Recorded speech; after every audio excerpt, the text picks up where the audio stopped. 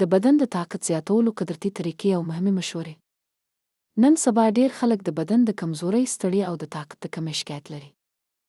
کار زیات دی، فکر ډېر دی، خو د ساعت خیال کم نیول کېږي چې له امله یې د بدن طاقت ورو ورو کمېږي. که تاسو غواړئ چې خپل بدن ته بیرته طاقتوان او فعالوالی ورکړئ، نو دا ویډیو تر پایه وګورئ.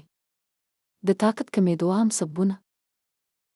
د بدن د کمزورۍ او د طاقت د کمۍ څو عام سببونه دا دي: کمزوري او غیر متوازن خوراک، زیات ذهني فشار او ټینشن، کم خوب او بې ترتیبه ژوند، د مادي خرابوالی او هاضمه کمزوري، زیات بازاري او مصنوعي خوراک. ترڅو چې دا سببونه سم نشي، بدن پوره طاقت نشي اخیستی. د طاقت زیاتولو قدرتي طریقې: متوازن او ساده خوراک، هګۍ، شیدې، میوې، سبزي، مغز لرونکي شیان او نور غذایي توکي استعمال کړئ. ورځنی قدم وهل او سپک ورزش. ورځنی ګرځېدل او سپک ورزش د بدن طاقت زیاتوي. پوره خوب. د شپې لږ تر لږه 7 تر 8 ساعته خوب ضروري دی. ذهني سکون. زیات فکر او اندېښنه د بدن طاقت کموي، نو ځان ته آرام ورکړئ. معجون او نور قدرتي غذایي توکي.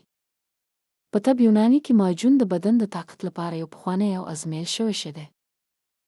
خو هر معجون د هر انسان لپاره مناسب نه وي، ځکه چې د هر چا مزاج فرق لري. همدارنګه د اخی وچې شیدې یو قدرتي غذایي توکی دی چې بدن ته توان او قوت ورکوي.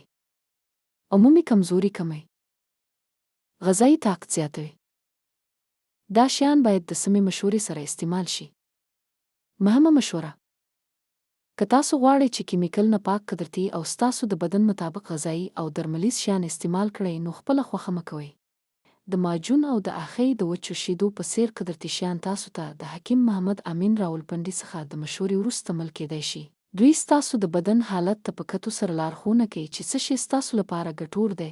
دا ټول شیان کیمیکل فري دي او د سم استعمال سره ستاسو لپاره فایدهمند ثابتېدای شي. تاسو کولی شئ د ټول پاکستان نه ورسره اړیکه ونیسئ. که ویډیو مو خوښه شوه نو لایک، شیر او چینل سبسکرایب کول مه هېروئ. خدای مو مل شه.